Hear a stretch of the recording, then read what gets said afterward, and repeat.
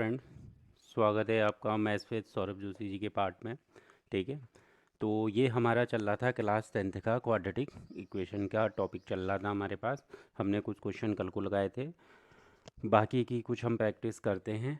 तो हम शुरू करते हैं, थोड़ा सा कल का रिवीजन कर लेते हैं, कुछ थोड़े से नए क्वेश्चन एक्स्ट्रा लगा लेते हैं, बाकी जितना कन्फ्यूजन होगा वो दूर हो जाएगा। ठीक है, तो हमारे पास जो पहला क्वेश्चन हम लगा रहे हैं आज, वो है आपको ये बताना है कि ये क्वाड्रेटिक इक्वेशन बना रहा है कि नहीं बताना है। ठीक है, तो ये जो क्वाड्रेटिक इक्वेशन फॉलो हो रही है कि नहीं हो रही है। ठीक है, तो हमारे पास क्वेश्चन आता है x-1/2 का स्क्वायर इक्वल टू 4। तो हमें इस इक्वेशन को सॉल्व करके बताना है कि ये क्वाड्रेटिक इक्वेशन बना रहा है नहीं बना रहा है। तो जो हमारे पास क्वाड्रेटिक इक्वेशन है वो क्या होती है, ax² plus bx plus c equal to 0। तो इसे हमारा फॉलो करना चाहिए। तो ये क्वाड्रेटिक इक्वेशन होगा कि नहीं होगा, इससे हमें ये पता चलेगा। ठीक है, तो हम क्वेश्चन में आते हैं डायरेक्ट। तो कल को मैंने कुछ होमवर्क दिए थे आपको, तो आपको जो फॉर्मूले थे रिवाइज करने थे। तो ये हमारे पास देखो x-1/2 का होल स्क्वायर बन रहा है। तो सिंपल सी बात है, ये क्या बन रहा है, कौन सा फॉर्मूला लगेगा इसमें। इसमें सिंपल सा लगेगा a-b का होल स्क्वायर। तो a-b का होल स्क्वायर क्या होता है, a² minus B plus B square minus 2ab। तो हमारे पास a-b का होल स्क्वायर का फॉर्मूला ये होता है, और हम ये यहाँ पर अप्लाई करने वाले हैं। ठीक है, सिंपल सा करेंगे, देखो x का स्क्वायर प्लस 1/2 का स्क्वायर माइनस 2, a कितना है x और b कितना है 1/2 इक्वल टू 4। तो इसे हम सॉल्व करते हैं, x² प्लस 1/4, और ये हमारे पास 2 से 2 कैंसिल हो गया, माइनस x इक्वल टू 4। अब हम इसे कैसे सॉल्व करेंगे, सिंपल सी बात है, हम इसका एलसीएम लेंगे। यहाँ पर अपॉन में 1 होता है। 4 और 1 का एलसीएम कितना आया, 4 आया। तो 1 4 जा 4, और 4 इंटू एक्स स्क्वायर, तो 4x² प्लस 4 1 जा 4, 1 इंटू 1 माइनस 1 4 जा 4, और माइनस 4x इक्वल टू 4।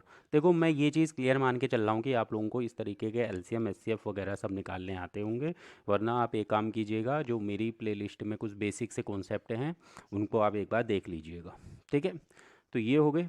अब हम ये क्या करेंगे, अब हमें सिंपल सा पता है कि इक्वल टू के केस में इस तरीके की सिचुएशन में क्रॉस मल्टीप्लाई होता है। तो ये 1 से यहाँ मल्टीप्लाई हो तो सेम ही आएगी value, 4x² plus 1 minus 4x, और 4 इंटू 4 हो जा 16।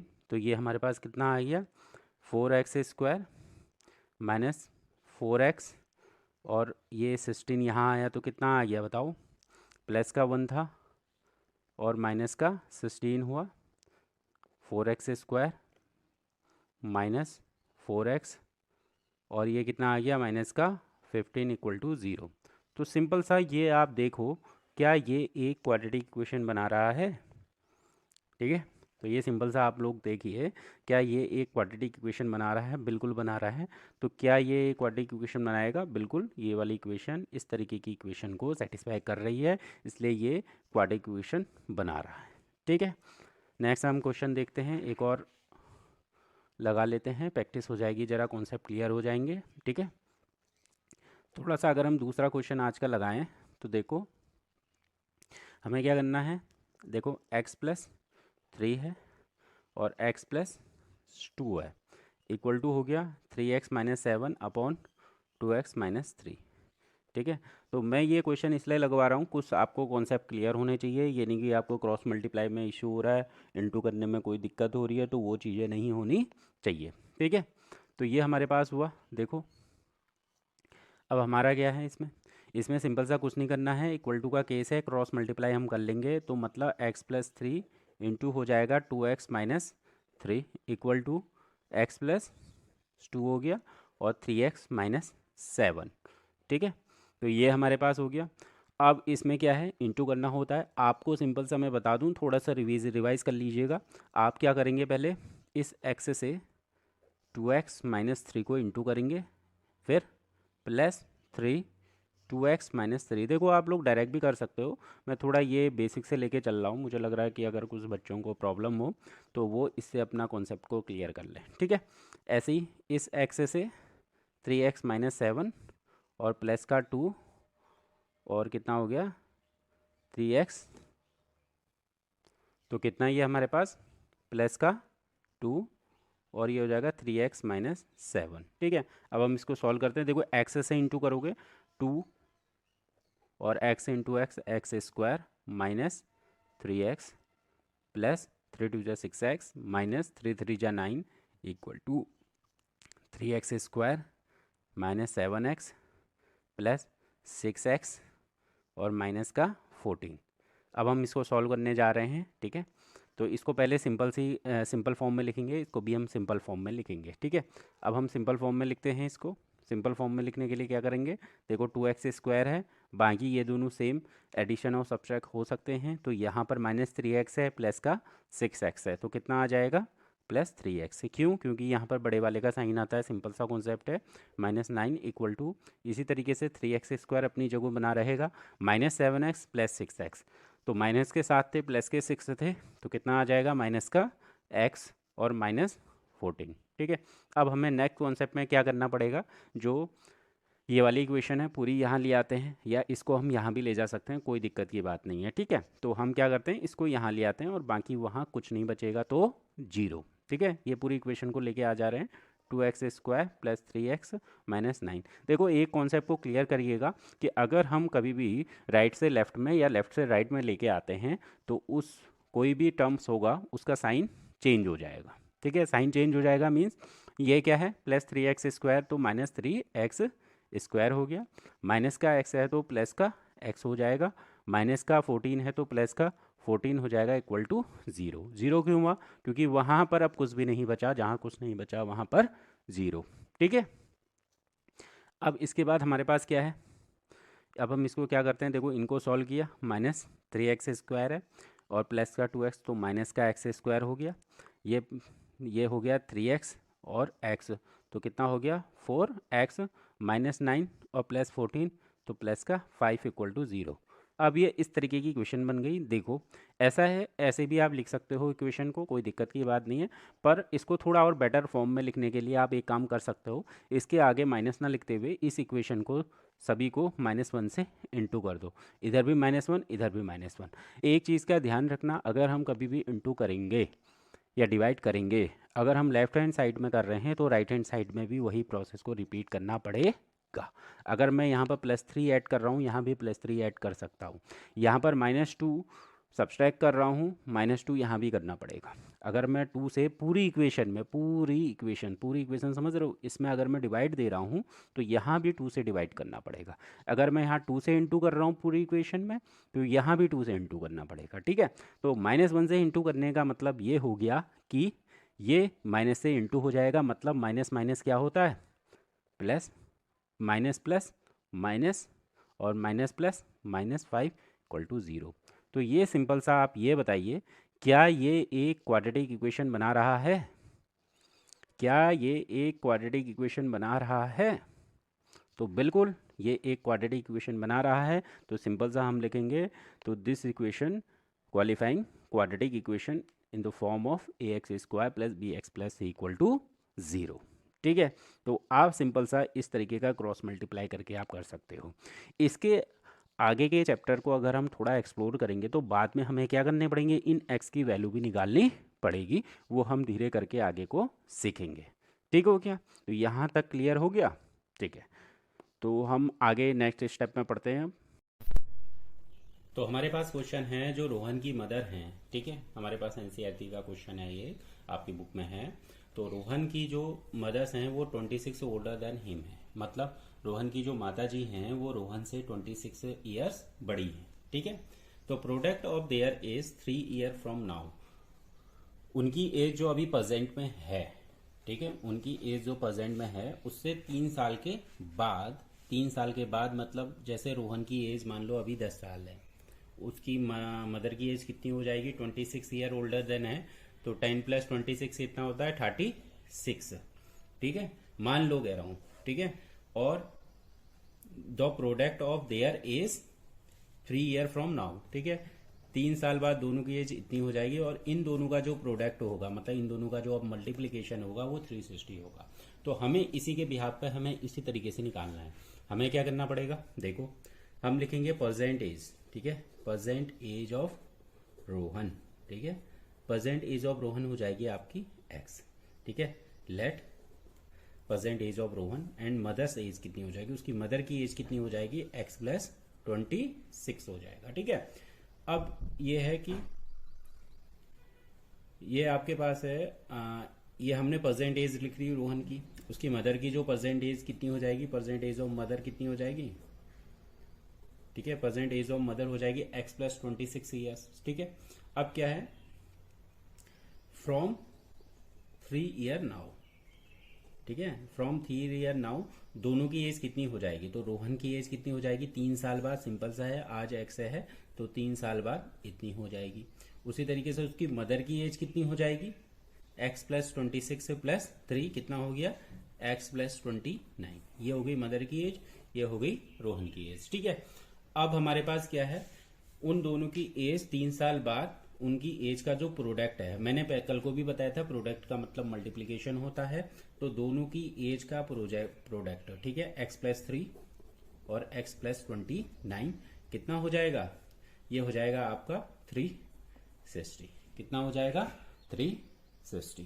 तो आपको इसको सॉल्व करके इक्वेशन बनानी है, और कौन सी वाली इक्वेशन बनानी है ये आपको पता ही है, तो हम इसको सॉल्व कर लेते हैं सिंपल सा, एक्स से एक्स स्क्वायर प्लस 29 एक्स हो जाएगा प्लस 3x, और 29 3 जा कितना होता है 87।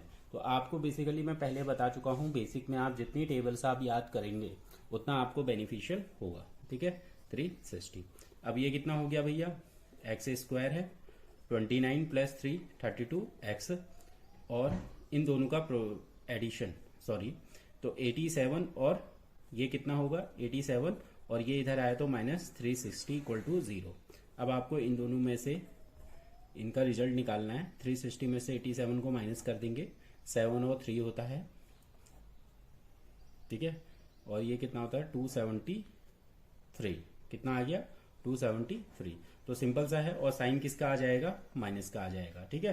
तो X square plus 32x minus 273 equal to 0, 273 equal to 0। तो सिंपल सा क्या ये एक ऐसी इक्वेशन बन रही है ना, बिल्कुल बन रही है।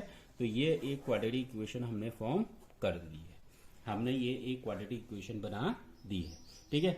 इस तरीके से आपको ये वाला क्वेश्चन करना है, समझ में आया, कोई दिक्कत तो नहीं है, ठीक है। तो सिंपल सा ये हमने सिंपल सा पैटर्न फॉलो किया जैसे जैसा क्वेश्चन में बताया, ठीक है। तो अब हम नेक्स्ट एक क्वेश्चन और ले लेते हैं इसका, ठीक है। तो देखते हैं हमारे पास नेक्स्ट क्वेश्चन क्या था, देखो ये क्या कहता है, ये कहता है भैया कि the train travel A distance of 480 kilometre at uniform speed, ठीक है। कोई ट्रेन है वो वो 480 किलोमीटर जा रही है अपनी यूनिफॉर्म स्पीड से। यूनिफॉर्म स्पीड का मतलब ये हुआ, मान लो स्टार्टिंग उसने 40 किलोमीटर पर आवर से वो चल रही है, कोई भी ट्रेन है, बाइक है, कार है, आपको पता ही है, वो चलती हैं, तो वो उनकी जो स्पीड है, ठीक है, स्पीड है, तो वो हमारे पास क्या है कि जो ट्रेन है वो ट्रेवल कर रही है 480 kilometre at uniform speed. If the speed had been 8 kilometre hour less than it would have taken 3 hour more to cover the same distance, we need to find the speed of the train. देखो simple सी बात है, uniform speed का मतलब ये होता है कोई भी बराबर स्पीड में चलते रहना। जैसे कोई ट्रेन है, मान लो आज वो मतलब अगर मैं मान लूँ वो आपका दिल्ली से बम्बई जा रही है 40 किलोमीटर पर आवर, दिल्ली से बम्बई जा रही है 40 किलोमीटर पर आवर की स्पीड से जा रही है, तो एट ए टाइम हर पॉइंट पे, ये दिल्ली है, ये बम्बई है, ये दिल्ली है आपका, और ये, तो हमने पढ़ा कि ये जो दिल्ली और मुंबई है इसके बीच की जो यूनिफॉर्म स्पीड की हमारी बात हो रही थी, ठीक है। तो यूनिफॉर्म स्पीड में हमारे पास क्या है, यूनिफॉर्म स्पीड अगर मैं कहता हूँ दिल्ली से मुंबई के लिए कोई ट्रेन जा रही है, उसकी यूनिफॉर्म स्पीड है 40 किलोमीटर पर आवर, तो इसका मतलब ये हुआ किसी भी पॉइंट में, किसी भी पॉइंट में अगर हम ट्रेन की स्पीड को हम चेक करें तो वो 40 किलोमीटर पर आवर ही आएगी। तो ये होता है आपका यूनिफॉर्म स्पीड का कॉन्सेप्ट, ठीक है। अब ये यूनिफॉर्म स्पीड के बाद हमारे पास है कि, तो सिंपल सा है, मान लो लेट स्पीड ऑफ ट्रेन कितनी मान लेते हैं हम, x किलोमीटर पर आर मान लिया, ठीक है। तो हमने स्पीड मान ली इतनी, x किलोमीटर पर आर, और इसकी जो डिस्टेंस है वो कितनी है, ये है 480 किलोमीटर, 480 किलोमीटर। तो इसका टाइम कितना लगेगा, इसका टाइम कितना लगेगा। देखो हमारे पास कुछ फॉर्मूले क्लियर होने चाहिए आपको। हमको एक फॉर्मूला पता है, डिस्टेंस बराबर होता है speed into time, speed into time. तो इसी से ही हम निकाल सकते हैं कि टाइम बराबर होता है डिस्टेंस अपॉन स्पीड, टाइम बराबर होता है डिस्टेंस अपॉन स्पीड। डिस्टेंस कितनी है 480 और स्पीड कितनी है x, ठीक है। तो क्लियर है। अगर मैं आपसे पूछूं कि ट्रेन की स्पीड कितनी है तो आप बोलेंगे इस ट्रेन की स्पीड है x। डिस्टेंस कितनी है, डिस्टेंस है 480 किलोमीटर, ठीक है, और टाइम है 480 अपॉन x, ठीक है। तो एक ट्रेन ट्रेवल कर रही है 480 किलोमीटर की यूनिफॉर्म स्पीड से, ठीक है। If the speed had been 8 kilometre per hour less, अगर हम स्पीड को कितना कम कर लें, स्पीड थी x, अब कितनी कर दी 8 किलोमीटर पर आर की स्पीड कम कर दी, तो अब कितनी होगी x minus 8 kilometre per are हो गई है, ठीक है। स्पीड को हमने अब कम कर दिया। Then it would have taken 3 are more. Simple सी बात है, अगर आप किसी भी, आप जा रहे हो, मान लो आप अपने घर से मार्केट जा रहे हो, एक प्रैक्टिकल कॉन्सेप्ट बताता हूँ। आप अपने घर से आप मार्केट को जा रहे हो, आप किस में जा रहे हो, आप अपनी बाइक में जा रहे हो या अपनी साइकिल में जा रहे हो। आप अपनी साइकिल में जा रहे हो, आपकी स्पीड है 20 किलोमीटर पर आर की स्पीड से आप अपनी मार्केट गए, और आपके घर से जो मार्केट है वो कितनी है 10 किलोमीटर की दूरी पे है, ठीक है। तो 20 किलोमीटर की स्पीड से अगर आप जाओगे तो कुछ टाइम बाद आप पहुंच जाओगे, ठीक है, आधे घंटे में पहुंच जाओगे 10 किलोमीटर, ठीक है। अगर आपने क्या कर दिया, अपनी जो स्पीड है आपकी थी 20 किलोमीटर और डिस्टेंस थी 10, तो कितना लगा रहे थे, 30 मिनट लगा रहे थे, ठीक है। अब आपने क्या कर दिया, इसको 10 किलोमीटर कम कर दिया, अपनी जो स्पीड है 20 से कितने में लिया है, अब आप 10 लिया है, और डिस्टेंस तो उतनी रहेगी, तो अब कितना टाइम लगेगा, अब लगेगा 60 मिनट लगेगा। समझ में आया। तो सिंपल सा कॉन्सेप्ट है, अगर आपकी स्पीड कम हो जाएगी, अगर आपकी स्पीड कम हो जाएगी तो टाइम ऑटोमेटिकली बढ़ जाएगा। आप धीरे चलने लगे हो भाई, तो धीरे चलने से क्या होगा, आपको टाइम ज़्यादा लगेगा, ठीक है। अगर स्पीड बढ़ जाएगी तो टाइम कम लगेगा, ठीक है। और इससे यहाँ भी आप समझ सकते हो, क्योंकि ये इन्वर्सली प्रोपोर्शनल है। जैसे आप आगे को थोड़ा सा अगर पढ़ोगे, एक होता है आपका डायरेक्ट प्रोपोर्शनल, एक होता है इन्वर्सली प्रोपोर्शनल। इन्वर्सली प्रोपोर्शनल का मतलब होता है टाइम और स्पीड क्या है, इन्वर्सली प्रोपोर्शनल है, मतलब टाइम बढ़ेगा तो स्पीड घटेगी, स्पीड बढ़ेगी तो टाइम घटेगा। ये है, जैसे डिस्टेंस और टाइम डायरेक्टली प्रोपोर्शनल है। डायरेक्टली प्रोपोर्शनल का मतलब होता है सीधे सामने ही है ना, ये इसके अपोन में आ गया, इन्वर्स में आ गया। जैसे टाइम बढ़ रहा है तो डिस्टेंस बढ़ेगी, टाइम बढ़ रहा है तो डिस्टेंस बढ़ेगी, ठीक है। तो ये होते हैं कुछ प्रोपोर्शनल के साइन, अभी आपके कॉन्सेप्ट में कोर्स में नहीं होंगे मे बी, तो सिंपल सा ये चीज़ समझ लो, ठीक है। तो यहाँ पर क्या किया, if the speed had been 8 kilometre hour per hour less, तो हमारे पास स्पीड हो गई इतनी हो गई। अब स्पीड कितनी हो गई, पहले थी x, अब कितनी हो गई x माइनस 8 हो गई। और ये टाइम कितना लगा रहे हैं मतलब, अब इसका टाइम कितना हो गया है 3 are more than to cover the same distance. Distance तो उतनी रही, डिस्टेंस कितनी रही 480 ही रही। अब टाइम कितना हो गया, अब टाइम हो गया भैया 480 एक्स माइनस, सॉरी मोर है ना, मोर तो प्लस 3। सिंपल कॉन्सेप्ट, क्या ये यहाँ तक कॉन्सेप्ट क्लियर हुआ। अब हमें सिंपल सा वही फॉर्मूला लगा लेना है। अब हमें क्या करना है, we need to find the speed of the train. तो सबसे पहले हमें इक्वेशन क्रिएट करनी होगी। हम इक्वेशन क्या बनाएंगे, नई वाली इक्वेशन के हिसाब से। ये कॉन्सेप्ट पूरे बदल दिए गए हैं। डिस्टेंस बराबर क्या होती है, डिस्टेंस बराबर क्या होती है, डिस्टेंस बराबर होती है स्पीड। स्पीड अब कितनी है भाई x माइनस 8, और टाइम कितना है, टाइम है 480 x प्लस 3। क्या यहाँ पर कॉन्सेप्ट क्लियर हुआ, क्या यहाँ पर आप लोगों का कॉन्सेप्ट क्लियर हुआ, ठीक है। तो इस तरीके से आपको कॉन्सेप्ट क्लियर करना है, ठीक है। अब हम क्या करेंगे, देखो टाइम यहाँ पर बढ़ गया, 3 आर मोर देन हो गए, तो हम इसको सॉल्व कर लेते हैं। 480 है, x माइनस 8 है, इसको हमने एलसीएम ले लिया, x हो गया 480 हो गया प्लस 3x हो गया, ठीक है। तो ये x जो है ये सभी के अपॉन में है, तो यहाँ जाके क्या बन सकता है 480x हो सकता है, और ये हो गया x माइनस 8, और ये हो गया 480 प्लस 3x हो गया। हम इसको सॉल्व कर लेते हैं। 480x इक्वल टू x से 480 plus 3x minus 8, 480 plus 3x into कर लेते हैं। 480x equal to 480x plus 3x square minus 8 zero जा जीरो, 8 8 जा 64, कितना बच रहा 6 रहा, 8 4 जा 32 और 6 38 माइनस 8 3 जा 24x। आपको पता है दोनों के साइन सेम है और इक्वल टू के अपोजिट साइड में है, मतलब एक लेफ्ट में है तो राइट में सीधे कट जाएंगे, और हमारे पास इक्वेशन बनी 3x square minus 24x minus 3840 equal to 0। तो ये आपकी एक क्वाड्रेटिक इक्वेशन बन गई है। ठीक है, तो इस तरीके से आप क्वेश्चन को क्रिएट कर सकते हो। हाँ, एक और चीज़ थोड़ा सा ध्यान में रहे, आप कह रहे होगे कि सर हम इसको ऐसे भी तो उतार सकते हैं। देखो बिल्कुल उतार सकते हैं, आप इसको सीधे -3840 उतार सकते हैं, पर कुछ बेटर अगर अच्छा तरीके से लिखना हो तो हमेशा पावर को डिक्रीजिंग ऑर्डर में लिखा जाता है। जैसे आपने यहाँ पर एक्स स्क्वायर लिखा तो उसके पीछे आएगा एक्स, एक्स की पावर 2, एक्स की पावर 1 और एक्स की पावर 0। एक्स की पावर 0 का मतलब क्या हो गया, 1 ही तो हुआ। ठीक है, तो इस तरीके से ऑर्डर में लिखोगे तो बहुत बढ़िया लगता है। ठीक है, ऐसे भी लिखा जा सकता है, पर आपको क्वाड्रेटिक इक्वेशन को हमेशा फॉलो करना है ना। ठीक है, क्वाड्रेटिक इक्वेशन को हमेशा फॉलो करना है। तो इस तरीके से आप निकाल सकते हो। मुझे लग रहा है जहाँ तक आपको ये कॉन्सेप्ट बिल्कुल क्लियर हो गया होगा। कोई दिक्कत होगी तो आप अपने कमेंट बॉक्स में डाल सकते हैं। ठीक है, तो इस तरीके से ये वाले क्वेश्चन को बनाना था। ठीक है, हम नेक्स्ट क्वेश्चन लेते हैं। देखो अब हमारे पास नेक्स्ट क्वेश्चन क्या कहता है। हाँ, तो हमारे पास नेक्स्ट क्वेश्चन ये बोलता है कि भाई John and Jeevanti together have 45 marble. ठीक है, जॉन और जीवंती के पास कितने मार्बल्स हैं।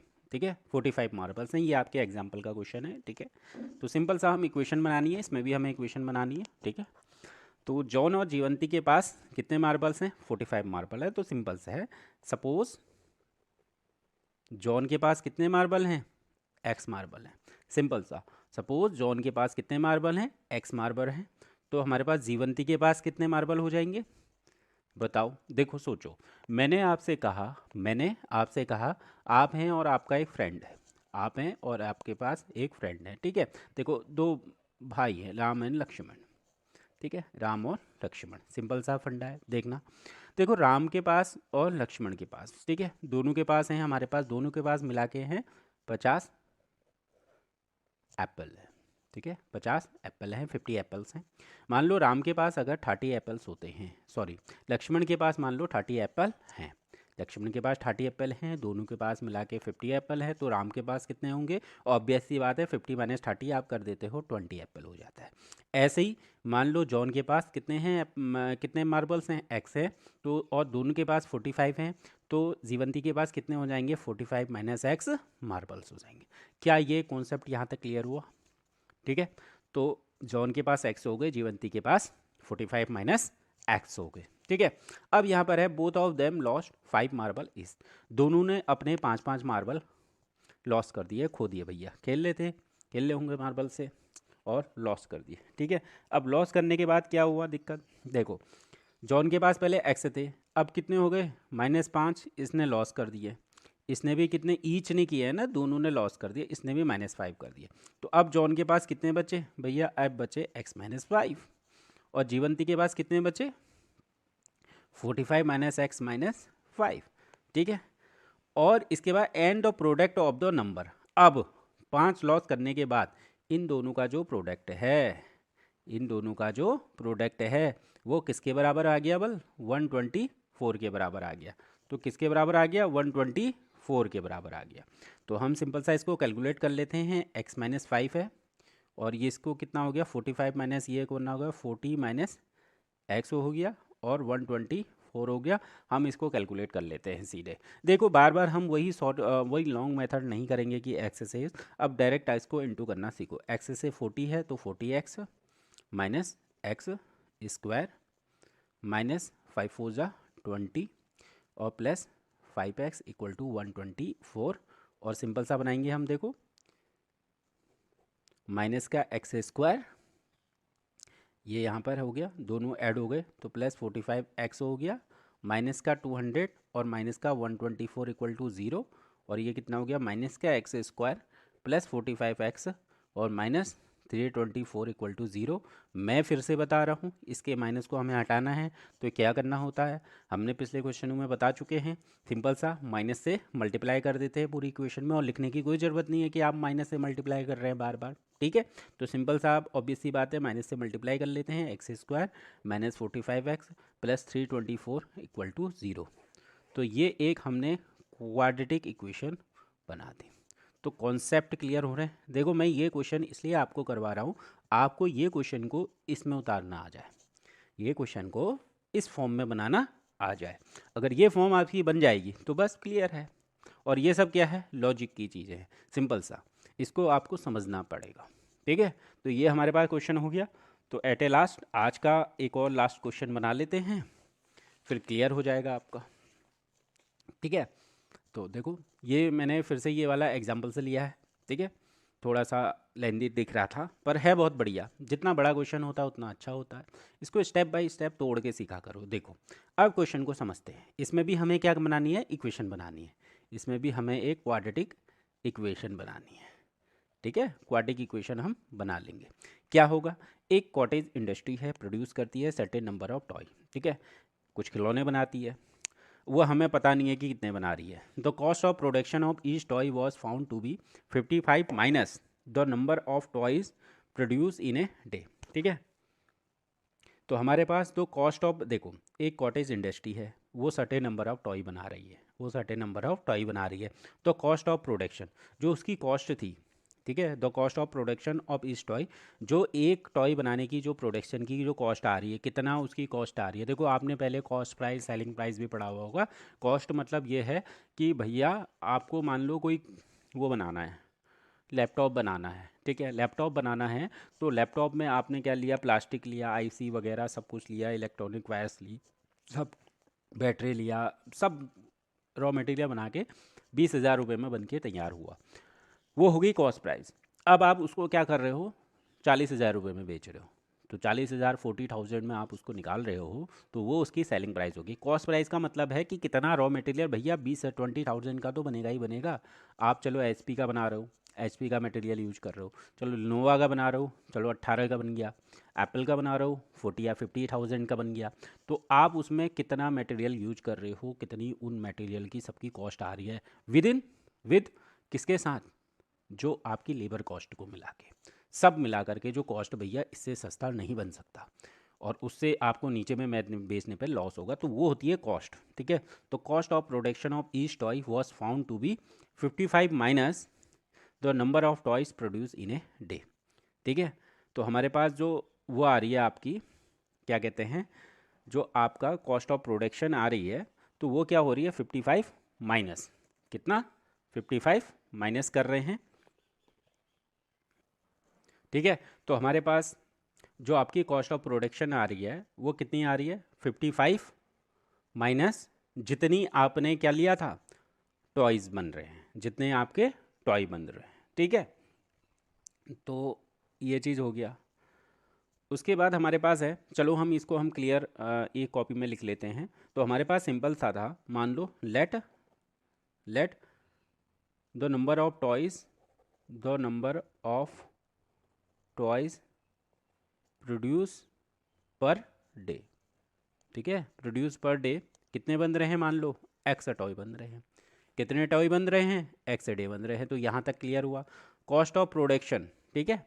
तो हमारे पास कॉस्ट ऑफ प्रोडक्शन कितनी रही है, देखो उसके बाद हमारे पास है ईच टॉय, जो ईच टॉय है, each toy cost of each toys कितनी आ रही है, 55 माइनस दो number of toys produce in a day. एक दिन में कितने टॉय बन रहे हैं, एक्स बन रहे हैं।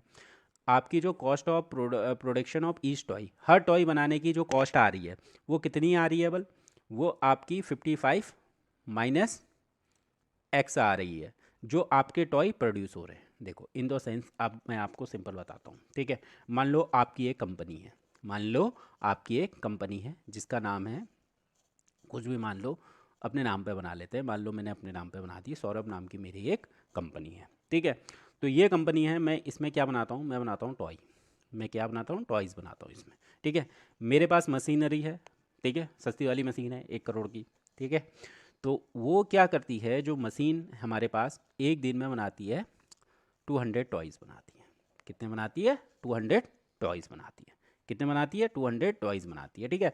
अब मैं कह रहा हूँ कि ये जो टॉयज़ हैं, ये जो टॉयज़ हैं, इनकी जो कॉस्ट है, इनकी कॉस्ट कितनी है बल, मैं कह रहा हूँ इनकी जो कॉस्ट है बल 500 माइनस, मैं कह रहा हूँ ईच टॉय की जो कॉस्ट है वो है 500 minus, 500 minus the number of toys produce in a day, 500 minus 500 minus the number of toys produce in a day.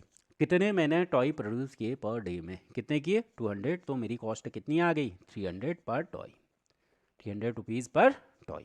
तो सिंपल सा ये कॉन्सेप्ट क्लियर में आया, सिंपल सा यही बात ये भी कह रहा है, कॉटेज इंडस्ट्री क्या करती है, कुछ नंबर ऑफ टॉयज़ बनाती है, सिंपल सी बात है, तो एक दिन में कुछ ना कुछ टॉयज़ तो बनाएगी, एक्स टॉय बनाए, और जो नंबर ऑफ एक टॉय की जो कॉस्ट है बल वो कितनी है, 55 माइनस एक्स है। क्लियर हुआ, ठीक है। अब हमारे पास क्या है कि उसके बाद का कॉन्सेप्ट क्या कहता है, on a particular day the total cost of production, total कितने का प्रोडक्शन किया, मतलब कितने का बनाया, भैया मैंने बना दिए एक्स टॉय बना दिए हैं, एक्स टॉय बना दिए हैं, और कितनी कॉस्ट है बल उनकी, 55 माइनस एक्स कॉस्ट है, 55 माइनस एक्स उसकी कॉस्ट है, और ये प्रोडक्शन टोटल कॉस्ट कितनी आ गई, 750 आ गई। ये आपकी इक्वेशन बन गई। क्वेश्चन को समझना है, on a particular day, simple सी बात है, मैं बना रहा हूँ 200 टॉयज़ बना रहा हूँ, मैं कितने बना रहा हूँ, 200 टॉय बना रहा हूँ, और मेरी एक टॉय की कीमत कितनी है, 300 है। तो total cost of production 1 day, पर डे, ठीक है, पर डे बोलो या डेड डे बोलो, कोई भी डे बोलो, उस पर्टिकुलर दिन में, उस पर्टिकुलर डे में कितनी आ गई, 3 2 जा 6, 1 2 60,000। तो 60,000 क्या है मेरी, on a particular day the total cost of production कितनी है, इतनी है। तो यहाँ भी ऐसे ही हमें करना है।